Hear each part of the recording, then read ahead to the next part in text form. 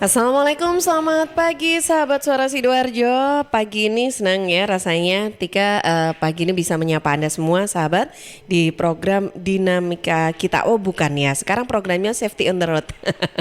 Sudah hari Selasa ya, nggak kerasa loh. Sudah hari Selasa dan sekarang sudah di jelang akhir bulan Agustus sahabat. Pagi ini kita di program Safety on the Road nanti akan bahas tentang aturan dan etika berkendara. Bersama narasumber kita nanti kita akan ngobrol bersama Bapak atau Coach Muhammad Arsyad dari Sigma Safety Drive and Ride. Yang pagi ini saya juga ingin menyapa bukan hanya sahabat Suara Sidoarjo, tapi saya juga ingin sapa dulu sahabat-sahabat saya yang ada di RGR Tulungagung FM 90,1. Ada siapa ya sekarang di RGR ya? Boleh dong kita diinfoin dong yang ada di RGR, saya barengan sama siapa pagi ini ya.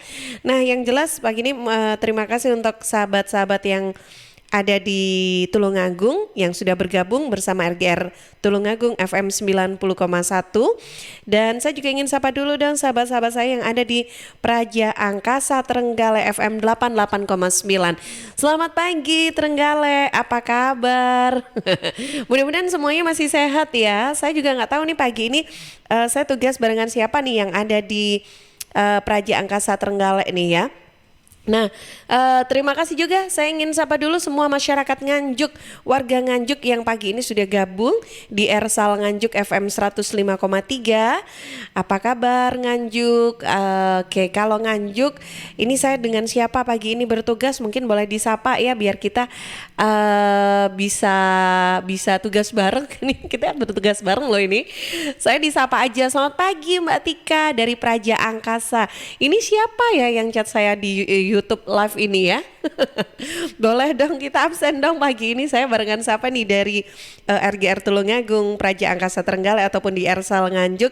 Nah karena pagi ini kita akan ajak semua pendengar kita, semua penonton kita yang lagi nonton juga mungkin di live YouTube, Facebook, Twitter atau Instagram di Suara Sidoarjo juga, untuk kita ajak bareng ngobrol ngobrol tentang aturan dan etika berkendara. Tapi jangan lupa ya, kayak saya nih ya, saya belum menyediakan teh hangat di samping saya sehingga harus gitu. Jadi silakan sambil menyiapkan teh hangat atau kopi atau secangkir susu hangat. Waduh, barengan sama cookies sambil kita ngobrol bareng bersama narasumber kita. Langsung aja saya ingin sapa bersama dengan Coach Arsyad pagi ini. Assalamualaikum Coach.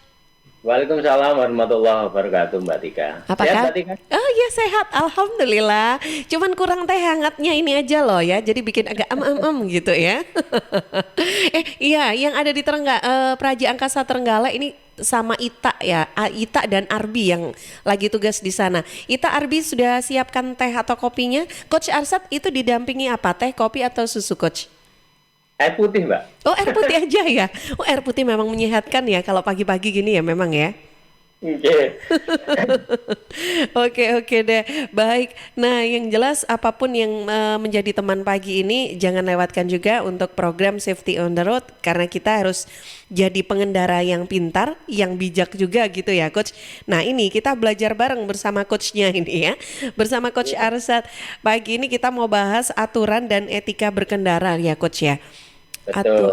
Jadi etika itu bukan hanya kita itu menghadapi orang yang lebih tua, bersikap, berbicara itu yang beretika, tapi berkendara juga ada etikanya ya Coach.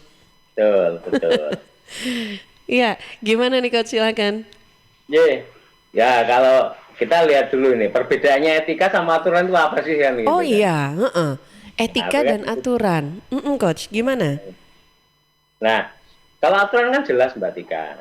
Kalau aturan itu mesti ada dasar hukumnya. Ya. Jadi aturan itu seperti kalau di lalu lintas kan Undang-Undang Nomor 22 tahun 2009 itu ya itu dasar hukumnya gitu loh. Jadi aturan-aturan itu hukum yang tertulis itu aturan. Dan kalau kita melanggar aturan itu mesti ada sanksinya kan? Iya. Nggak pakai helm, kena tilang, kena denda sekian, ya kan? Iya. Kalau apa namanya tidak menggunakan lampu depan untuk sepeda motor ada dendanya. Nah itu aturan namanya. Aturan, nggak menggunakan seat belt gitu ada dendanya. Ya sebetulnya sih aneh sih kalau saya ngomong itu. Karena untuk keselamatan kita itu kok harus teman-teman kepolisian yang ngatur gitu loh. Yang kan harusnya kan kita sendiri yang harus menjaga diri kan gitu. Itu adalah aturan. Ya.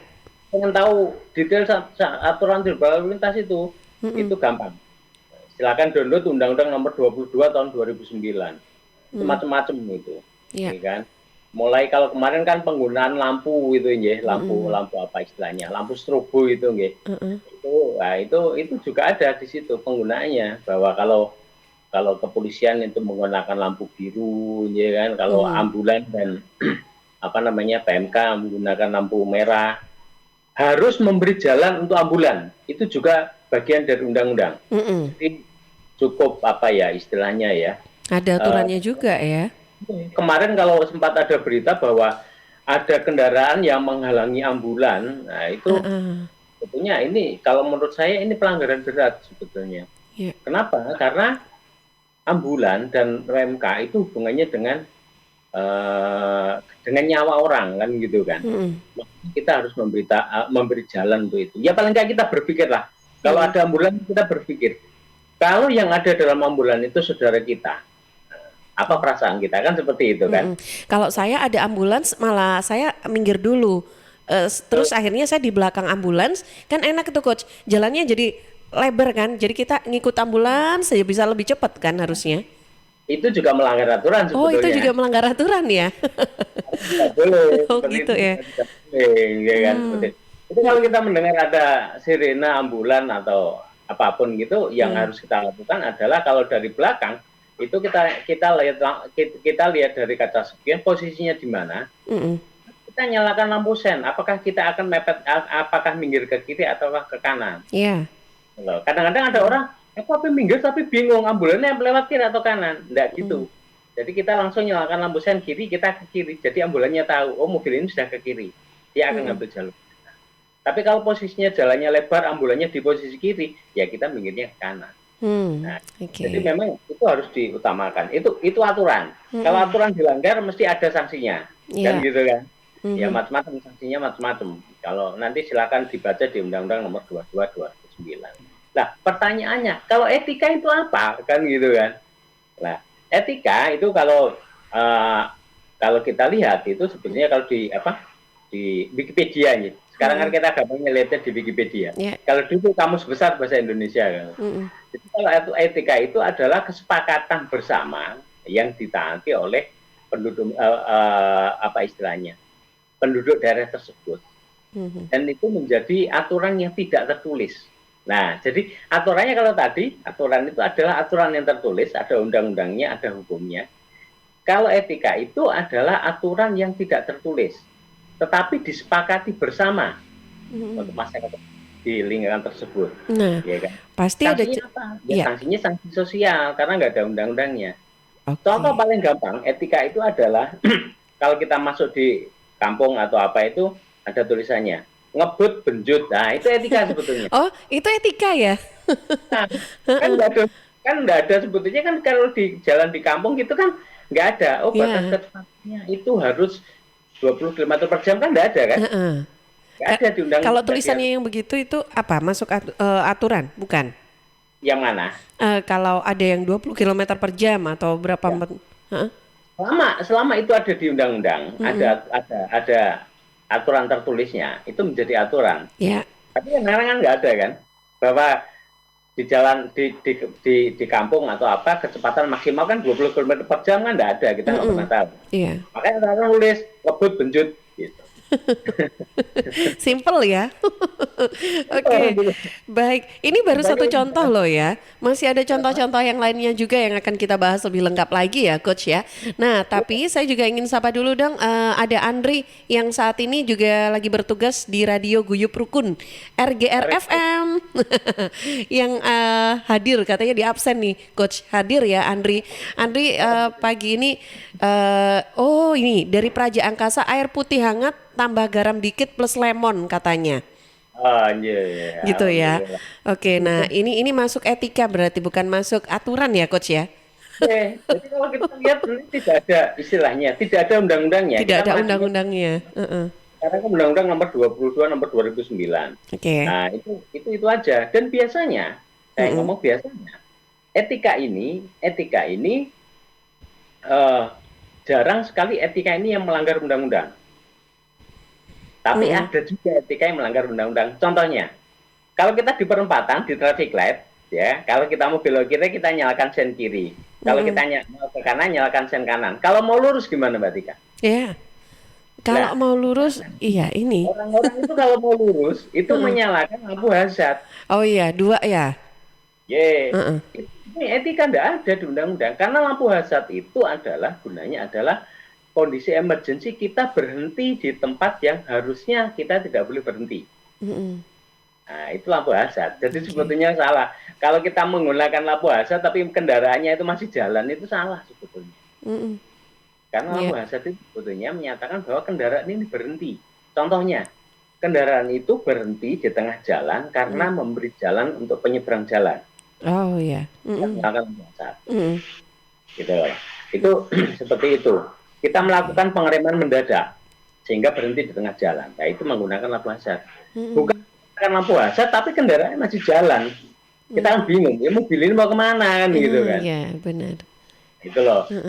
Jadi ada beberapa ininya apa fungsinya yang kadang-kadang etika masih tidak cocok dengan aturan seperti itu. Banyak lagi Oke. etika-etika yang lain. Contohnya kalau etika kita mau masuk ke jalan umum, kita Mm. etika apa istilahnya bagaimana kita akan belok atau itu macam-macam banyak etika-etika tersebut gitu loh. Mm-mm. Nah, nanti masing-masing daerah beda-beda juga.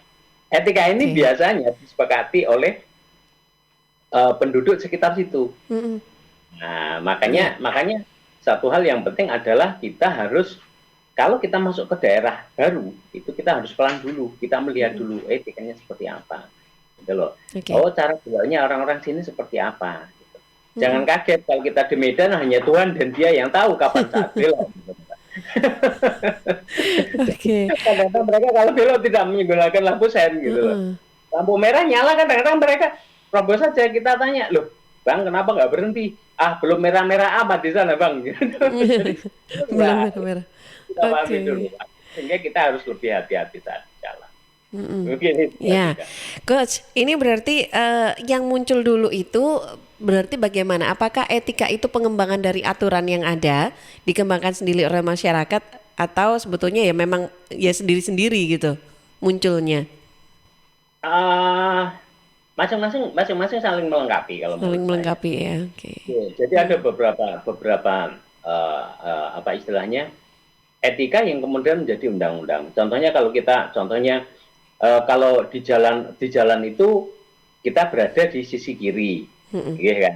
Ya. Kita mengambil jalur kiri. Itu kan sebetulnya kan awalnya kan dulu kan etika kan. Kenapa? Karena tangan kanan lebih mulia daripada tangan kiri kan gitu Oh, kan. Antara lain oke. seperti itu. Itu kan Heeh. aturannya, itu kan etika Ya. sebetulnya. Kalau kita ngomong etika, Mm-mm. tapi itu kemudian menjadi aturan, gitu Mm-mm. loh. Jadi ada juga seperti itu. Jadi yang banyak adalah sebetulnya aturan. Etika ini yang kemudian menjadi aturan. Oke. Sebetulnya tujuannya dua-duanya sama. Mm-mm. Tujuannya sama agar kita saat berkendara di jalan itu dalam keadaan aman gitu loh, nyaman gitu loh. Itu sebetulnya itu. Makanya kenapa kita harus pahami dulu etikanya seperti apa gitu loh. Ya. Kan setiap daerah beda-beda. Contoh yang paling gampang, etika yang berbeda. Berbeda itu yang dulu membuat saya kaget dulu pada saat saya masuk kerja waktu saya sekolah di Surabaya itu. Mm-mm. Kalau ada sepeda motor atau sepeda angin itu lagi apa istilahnya berjejeran gitu ya. Mm-mm. Terus di belakangnya ada kendaraan, ya kan? Ya. Kalau di tempat saya dulu, di tempat saya di Jawa Tengah, itu kalau ada kendaraan seperti itu, yang kanan yang maju ke depan, yang kiri mundur, ngasih Oh jalan ya. kanan untuk maju. Jadi yang kiri itu akan mengurangi kecepatan sehingga memberi jalan bagi yang kanan untuk bisa minggir. Nah, Mm. ya saya kaget dulu kalau di sini adalah kalau seperti itu yang kanan yang mundur gitu loh. Heeh. Iya. Nah, Yang kiri tetap aja kenceng gitu ya. Ya, yang bahayanya juga. kanan yang mundur. Ini Heeh. kan etika kan. Iya, Nah, iya. sebetulnya bahayanya kalau seperti itu, kalau yang kanan itu kan yang lebih dekat dengan kendaraan. Mm-mm. Harusnya dia jangan mengurangi kecepatan. Oke. Karena mengagetkan. Yang benar adalah yang kiri yang memberi jalan agar yang kanan minggir. Padahal sebetulnya kalau kita Mm-mm. ngomong, contohnya seperti itu. Iya. Aturannya kalau kita di jalan, itu kalau bergeser itu kan nggak boleh. Mm-mm. Harusnya kan zigzag. Mm-mm. Sehingga kalau ada hambatan, yang kanan bisa langsung masuk ke yang kiri gitu loh. Mm. Aturan kita kan saat touring seperti itu. Nah, Oke. ini kan apa istilahnya? Etika ini, Mbak. Mm-mm. Etika ini dan ini yang harus dipahami gitu loh. Nah, ini Oke. harus dipahami masing-masing. Makanya kalau saya sekarang sudah lama di sini, sudah hafal. Jadi kalau saya ngelakson gitu, Mm-mm. di depan ada jalan seperti itu, kita harus ngasih waktu, kita harus mengurangi kecepatan agar yang kanan bisa minggir duluan. Mm-mm. Gitu loh. Itu contoh etika yang berbeda, setiap daerah berbeda juga. Oke. Yang repot adalah kalau di daerah yang apa istilahnya? Gini, kalau kita kan nggak tahu nih berkendara, tapi kita nggak tahu mereka punya dari daerah mana nih, punya kebiasaan seperti apa di daerahnya gitu kan ya. Betul, betul. Jadi repot kalau kayak gitu. Ini gimana terus coach kalau ada hal-hal yang seperti ini kondisinya? Yang paling gampang itu daerah kota pelajar. Kota Mm-mm. pelajar seperti Malang, ya kan Mm. kalau di Malang. Kalau yang lebih ini lagi Jogja gitu. Mm. Ruwet, Mbak.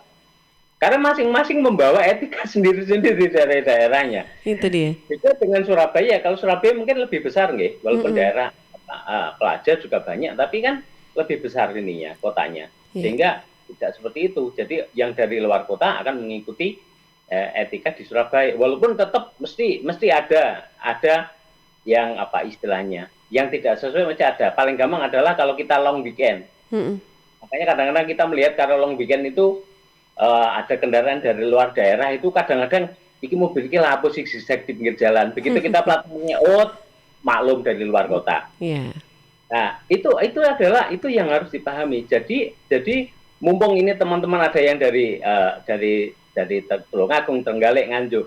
Pada saat kita masuk ke daerah baru, ada baiknya adalah kita melihat dulu etikanya seperti apa di daerah tersebut, Mm. sehingga kita bisa pas saat masuk. Sama pada saat saya masuk ke Tulungagung pertama kali dulu, saya juga mengamati dulu, kondisi masyarakatnya seperti apa. Iya. Oh, seperti ini kondisinya. Kita tahu seperti itu. Nganjuk seperti apa? Nganjuk antara yang di pinggir jalan besar itu, yang di pinggir jalan besar Surabaya Solo itu, perilakunya beda dengan yang ada di arah Sedodo, beda.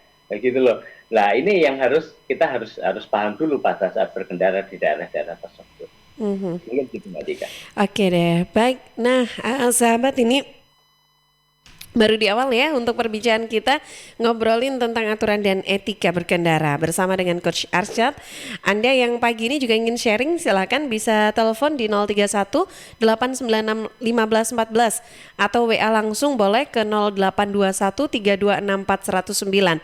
Yang saat ini sedang nonton juga di YouTube atau mungkin yang saat ini ada di Trenggalek, ada di Tulungagung ataupun di Nganjuk, silakan boleh langsung kirim, mungkin sudah save ya, sudah save nomor kontaknya atau nomor WhatsApp atau telepon ke RGR Tulungagung FM 90,1 dan atau yang lagi ada di Praja Angkasa Trenggalek FM 88,9 atau yang ada di Ersal Nganjuk FM 105,3. Sahabat semuanya bisa hubungi masing-masing radio tersebut ya di kotanya masing-masing, kabupatennya masing-masing. Nanti tinggal dari Ita dan Arbi dari Praja Angkasa nanti boleh langsung hubungi saya atau Andri yang ada di RGR Tulungagung boleh langsung hubungi saya juga untuk sampaikan pertanyaan dari pendengar ataupun dari sahabat-sahabat semua yang saat ini sedang mengikuti program Safety on the Road. Nah, dan juga pagi ini Coach Arsyad, sebetulnya saya ingin jeda dulu ya untuk beberapa informasi, tapi saya udah dikode-kode dari redaksi bahwa sudah ada beberapa pertanyaan ya yang masuk.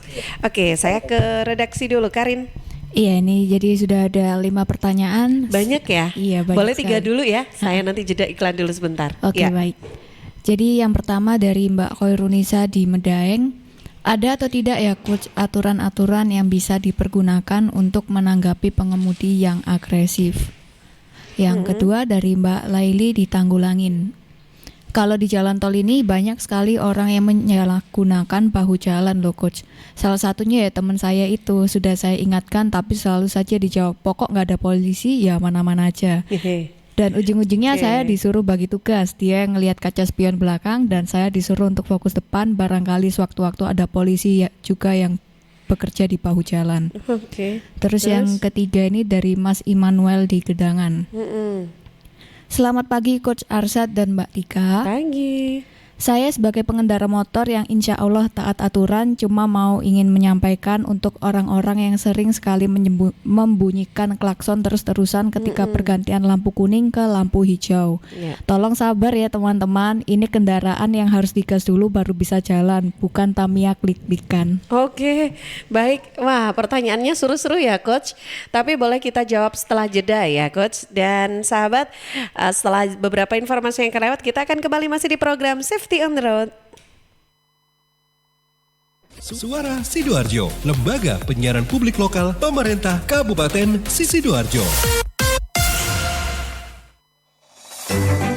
PT Inet Global sejak tahun 2005 bergerak di bidang ICT, Information and Communication Technology, Internet Service Provider atau ISP, web hosting dan domain, fiber optic system, dan satelit atau VSAT, memberikan layanan jasa koneksi internet ke seluruh dunia dengan kecepatan tinggi dan harga yang kompetitif. Juga memberikan solusi dan jasa konsultasi pendistribusian koneksi internet, menyediakan solusi ICT yang komprehensif, terpadu, dan disesuaikan bagi pengguna yang mencakup data infrastruktur, managed service, cloud computing, IT services, serta layanan digital yang fokus untuk memanfaatkan peluang yang mendukung dan menambah nilai pada bisnis utama tiap customer. Untuk layanan dan servis Inet, hubungi kantor pusat Jalan Kuningan Barat nomor 8 Jakarta.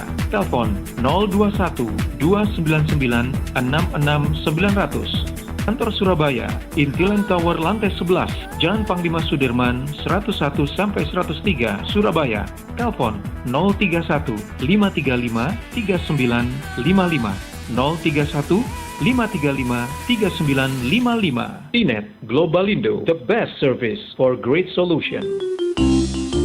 Tisu, masker, hand sanitizer, apalagi ya? Situ mau kerja atau mau camping sih? Kayak mau naik gunung aja. Hello, selama ini kemana aja? Ini yang perlu disiapin buat adaptasi kebiasaan baru alias new normal. Sekarang ini kita kudu dan harus terbiasa dengan kebiasaan hidup sehat, bersih, sesuai protokol kesehatan. Saat ini kita dalam perubahan pola hidup dalam situasi pandemi COVID-19.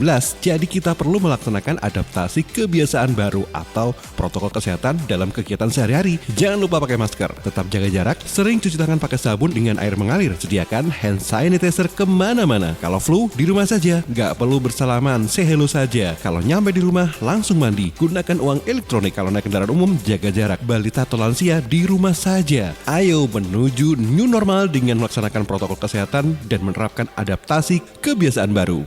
Hei, udah jam berapa nih? Kebiasaan telat juga masuk new normal ya?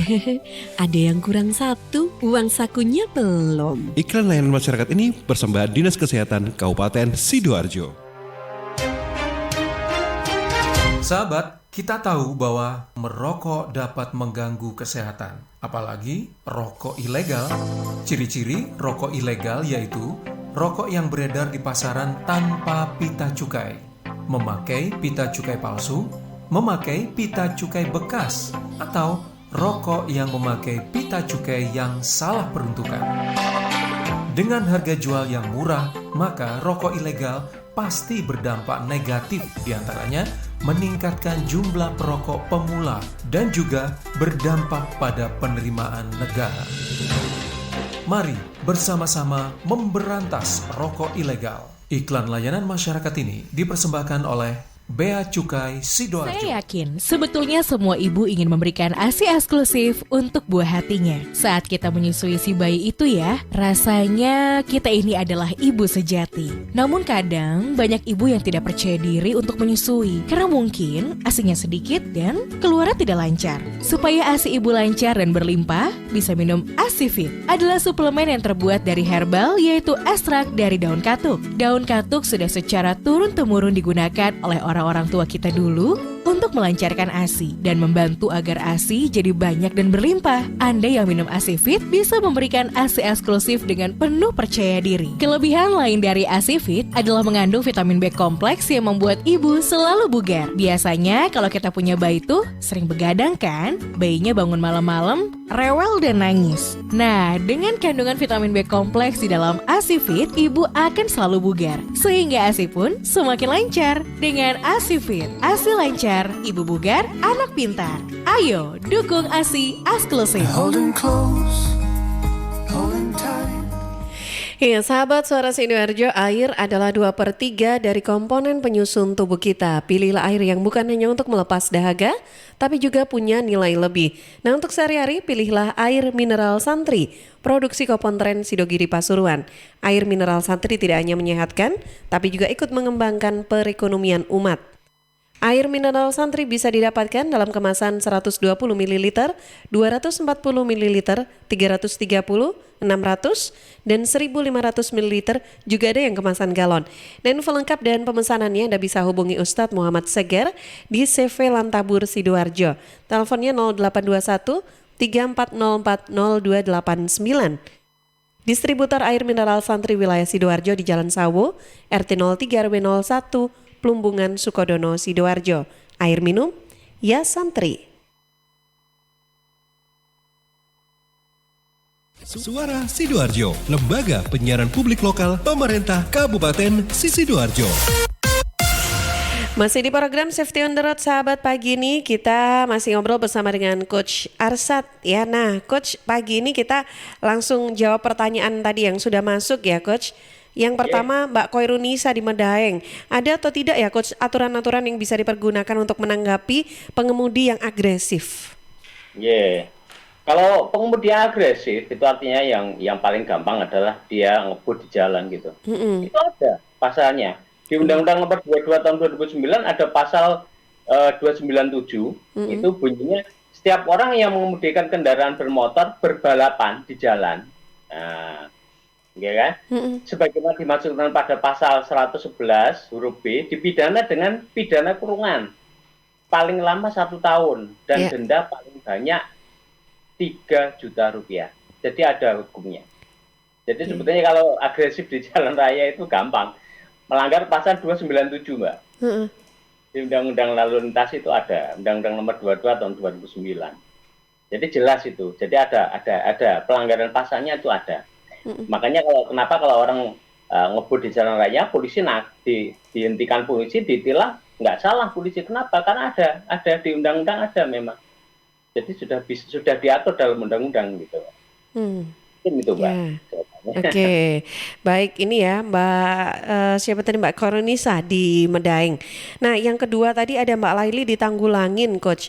Kalau di jalan tol ini kan banyak sekali ya orang yang menyalahgunakan bahu jalan loh, Coach. Salah satunya ya teman saya itu, sudah saya ingatkan tapi selalu jawab pokok gak ada polisi. Terus gimana ini, Coach? Jadi terkenal Sidoarjo dulu itu para pembalap bahu jalannya banyak itu. Makanya kenapa sekarang tol Sidoarjo sama Waru itu diperlebar gitu loh. Untuk mengurangi para pembalap bahu jalan. Kalau memang jalannya kan sempit kan, Mbak. Cuma 2 lajur kan. Maka ditambahin lagi. Sebetulnya kalau kita melihat di undang-undang juga udah ada. Jadi di sini di pasal 300 ini. Nah, ini antara lain bunyinya adalah tidak menggunakan jalur yang telah ditentukan. Nah, berarti kan bahu jalan kan bukan jalur yang ditentukan. Didenda kurungan paling lama 1 bulan.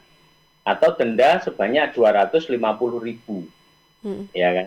Ini mungkin ada yang lain nanti mungkin bisa di apa istilahnya dicek di Undang-Undang Nomor 22 Tahun 2009 kan macam-macam itu, Mbak. Pasal-pasal banyak itu. Lengkap ya.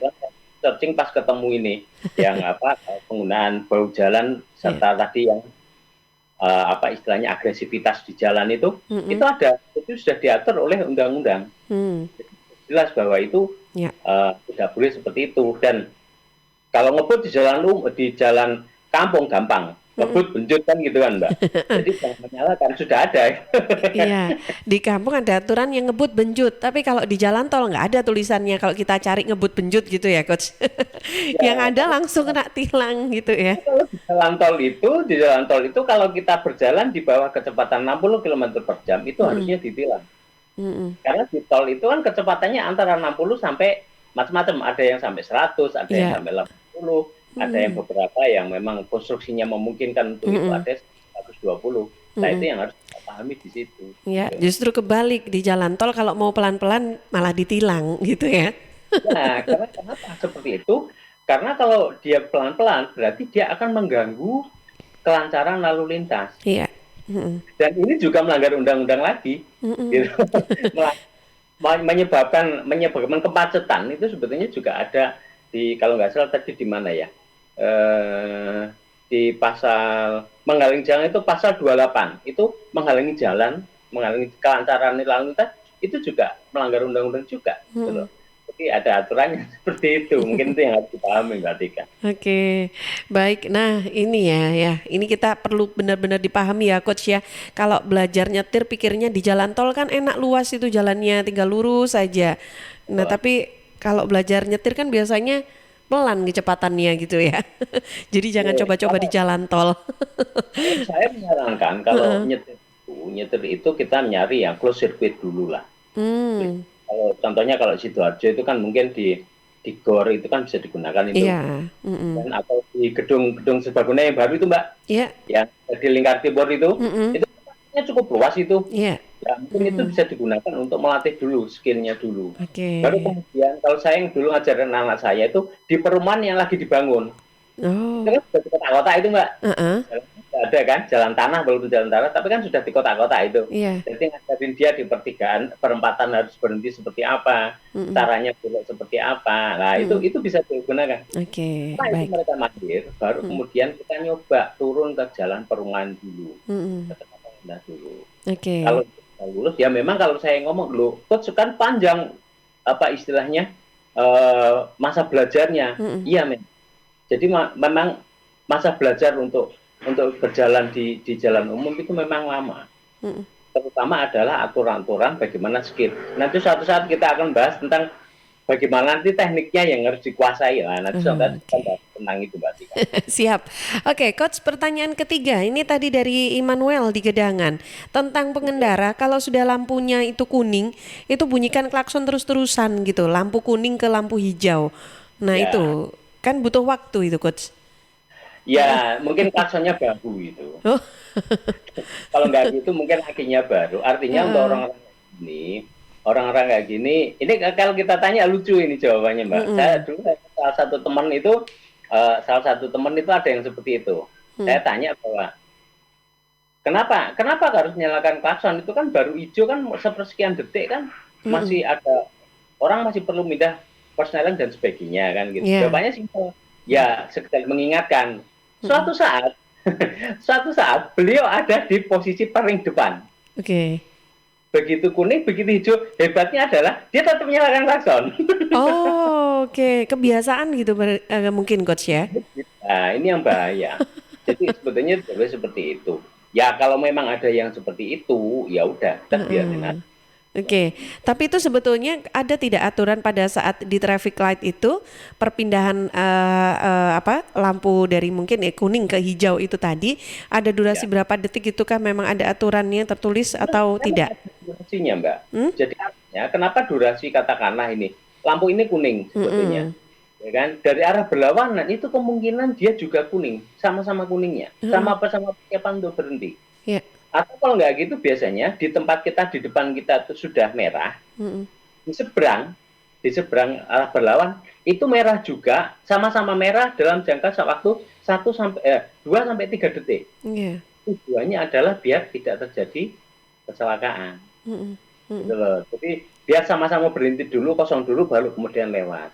Ya, cuman masalahnya kan kalau kita ada di sekali waktu kita ada di luar negeri. Itu kalau kuning itu dilanggar itu sudah melanggar aturan Mbak kalau di sana.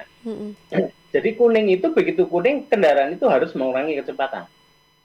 gitu loh. Oke. Tapi kalau di sini kan enggak. Kalau Enggak. kuning kan gaspol Iya, kan. iya, mumpung belum merah kan ya, jadi udah langsung cepet Iya, aja.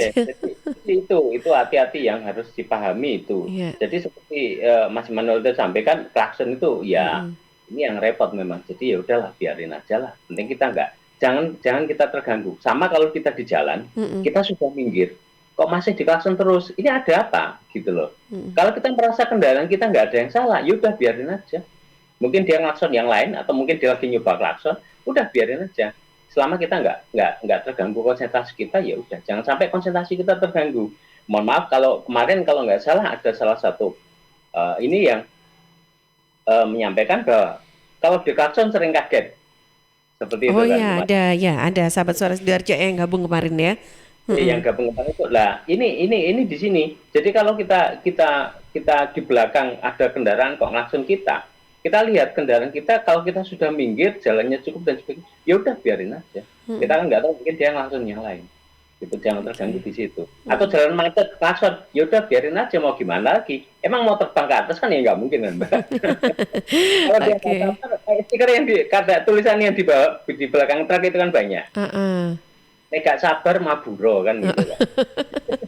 Oke deh, baik Coach. Ini masih ada dua sahabat suara Sidoarjo lagi yang bergabung ya. Saya ke Karin dulu. Iya, ini ada dari Mbak Safira di Candi. Pengambilan jarak yang harus diwaspadai dengan pengendara depan itu kira-kira berapa meter ya Coach jaraknya? Kan takutnya nanti semisal saya yang di depan itu ada suka rem-rem dadakan gitu, bahaya untuk yang belakang-belakangnya.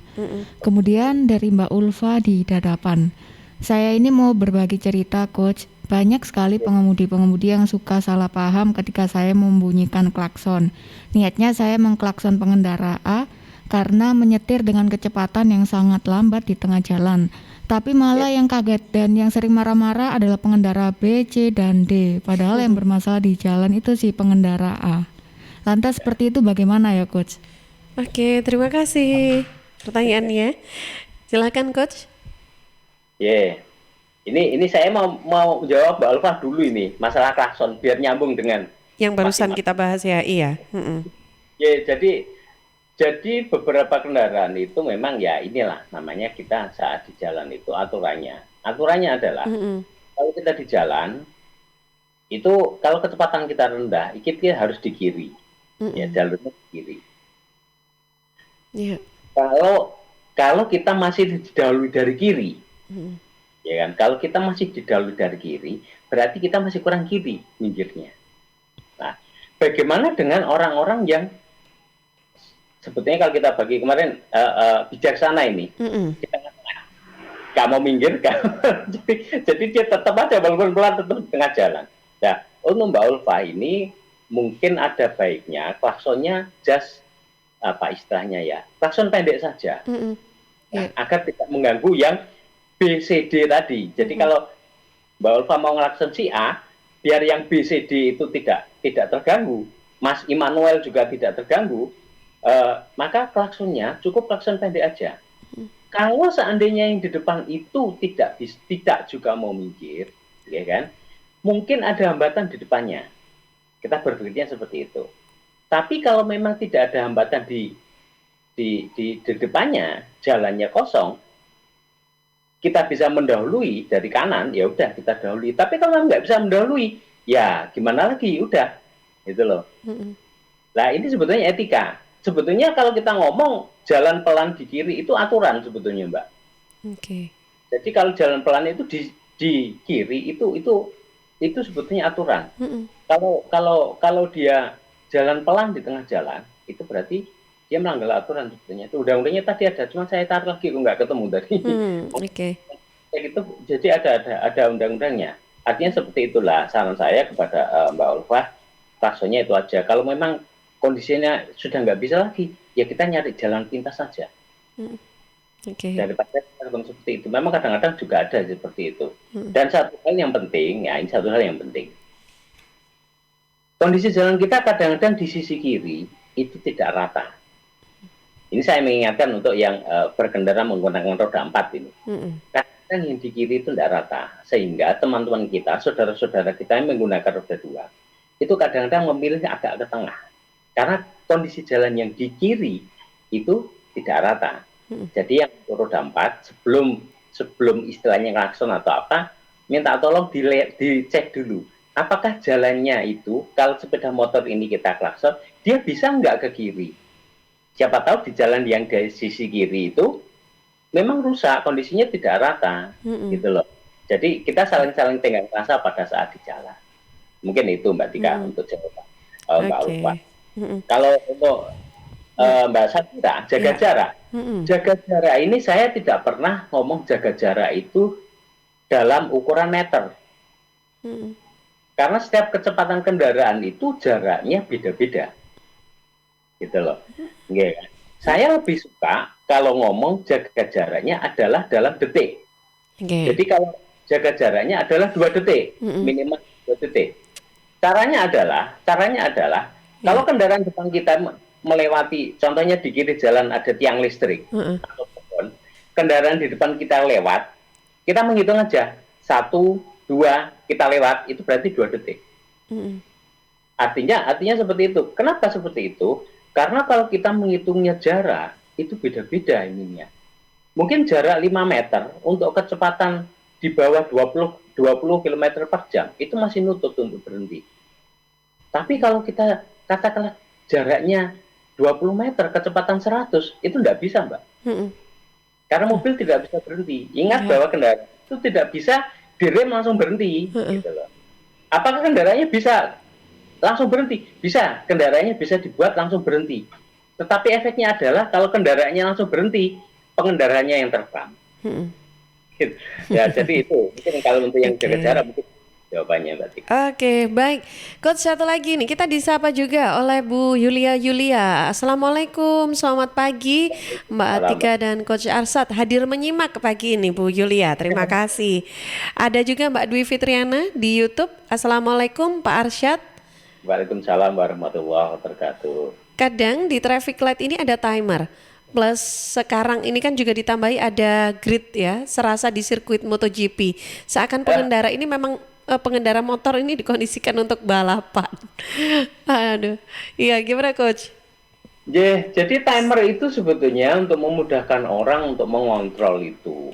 Ya kan? Ya memang ini salah satu penyebab kecelakaan di jalan raya di perkotaan itu adalah traffic light ya. Yeah. Jadi memang kita harus ingat bahwa lampu itu sebetulnya bukan lampu start itu. Jadi lampu start itu artinya begitu hijau langsung tancap gas. Lah ini agak repot juga karena beberapa orang-orang yang apa istilahnya agresif, yang antisosial itu seperti yang dikeluhkan oleh Pak Immanuel tadi. Mas Immanuel tadi mengeluhkan. Jadi di traffic light itu tuh baru kuning. Oh sudah diklakson. Nah sama sebetulnya kayak ini. Jadi Mbak Fitriana, timer ini sebetulnya digunakan agar kita tahu kondisinya. Jangan sampai pada saat masih katakanlah ini masih 20 detik lagi. Ya udah. Antara lain salah satunya adalah kita nggak usah ngegas kendaraan kita. Kita netralkan. Nah, artinya tangan kita juga istirahat, kita handbrake ya. Kita berhenti, gasnya juga kecil, itu juga salah satu cara untuk mengurangi polusi. Kedua, biar orang tidak tergesa-gesa. Sebetulnya fungsinya itu timer itu. Masalahnya kalau timer di sini kan begitu sudah mendekati 1 kan, ya nggak ada salahnya sih sebetulnya siap-siap di situ. Ya. Segera yang paling depan, memang segera yang paling depan harus segera maju. Kenapa? Karena begitu dia delay 1 detik, yang di belakangnya akan delay 2 detik, 3 detik dan seterusnya. Jadi memang harusnya begitu sudah hijau ya kita tetap harus segera maju. Jangan sampai terlalu lama di situ. Waktunya berapa? Ya kira-kira setelah hijau itu kalau motor metik kan bisa langsung maju ya Mbak. Gas mungkin 1 atau 2 detik. Ya kira-kira tidak lebih dari 4 atau 5 detik kita sudah harus maju. Selama tidak ada masalah di situ. Ya, jadi gunanya timer buat itu Mbak Tika. Oke, baik. Coach, nanti kita lanjut lagi untuk perbincangannya. Saya mohon izin untuk waktu sebentar saja untuk menghadirkan beberapa informasi. Nanti kita akan kembali untuk semua sahabat-sahabat yang pagi ini sudah bergabung. Kita akan lanjutkan saat lagi ya untuk program Safety on the Road. Suara Sidoarjo, lembaga penyiaran publik lokal pemerintah Kabupaten Sidoarjo. Apa rahasia mereka untuk meraih sukses? Kuliahnya ya di kampus hebat, UMSIDA, Universitas Muhammadiyah Sidoarjo, perguruan tinggi bermutu di Indonesia. UMSIDA dong, melahirkan cendekiawan muda, mandiri, dan inovatif. Saya sukses karena dulu kuliah di UMSIDA, Universitas Muhammadiyah Sidoarjo, mengedepankan kreativitas dan khasanah keilmuan.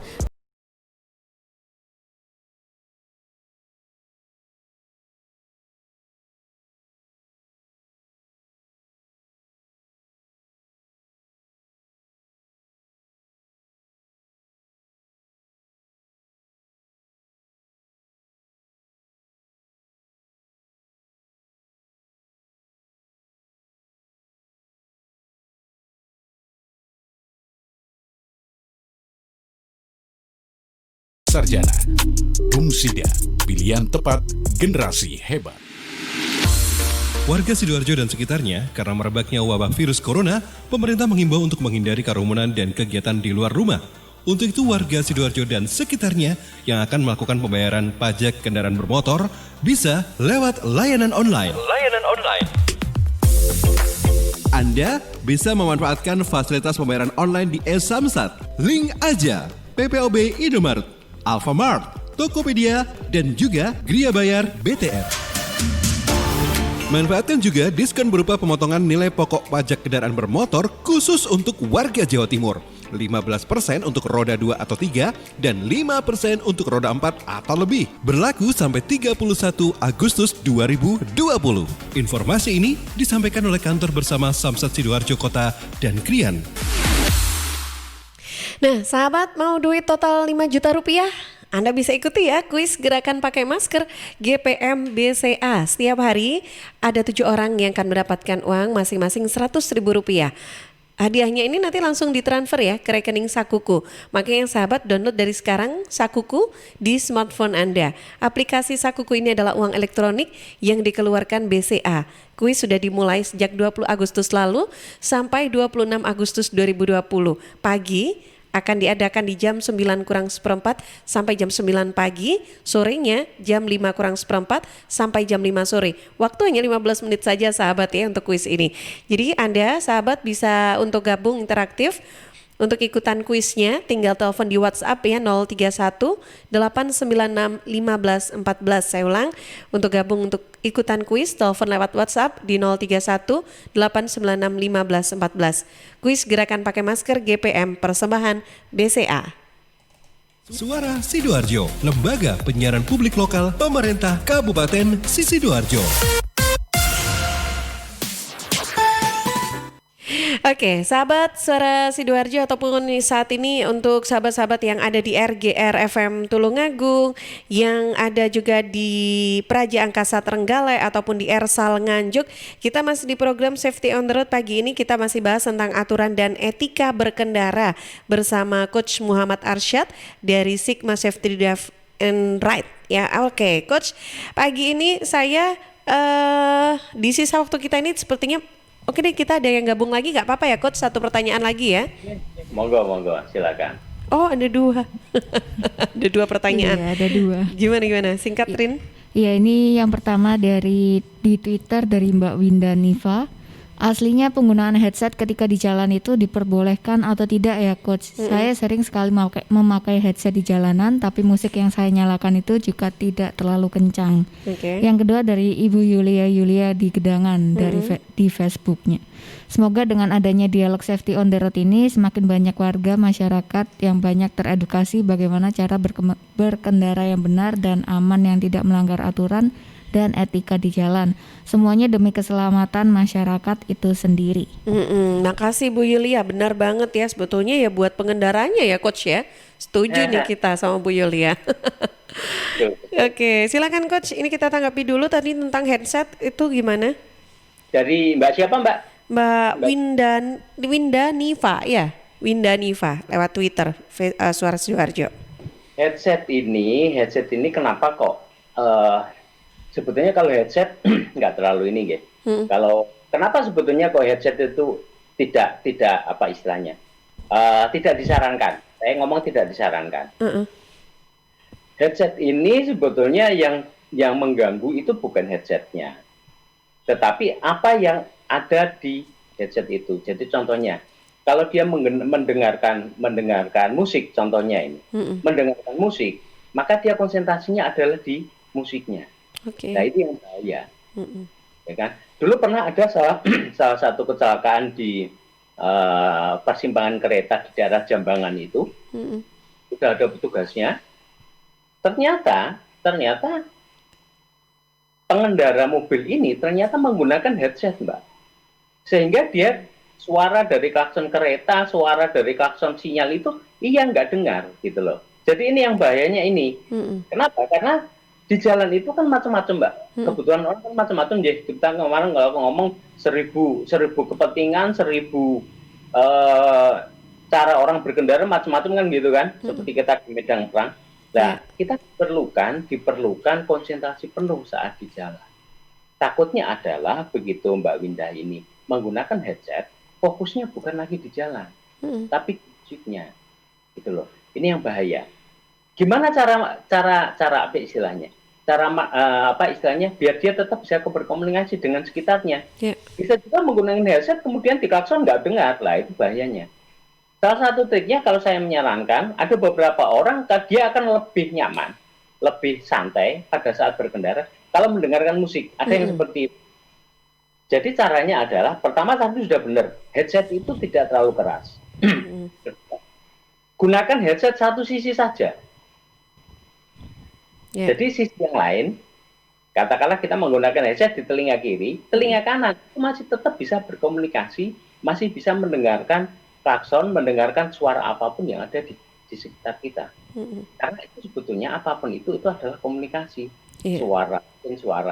Suara lampu sen, ya kan, ada beberapa suara kendaraan itu mundur, suara klakson, ya kan, suara dari petugas kepolisian, ya kan, suara mengatur lalu lintas. Lah, ini penting juga gitu loh.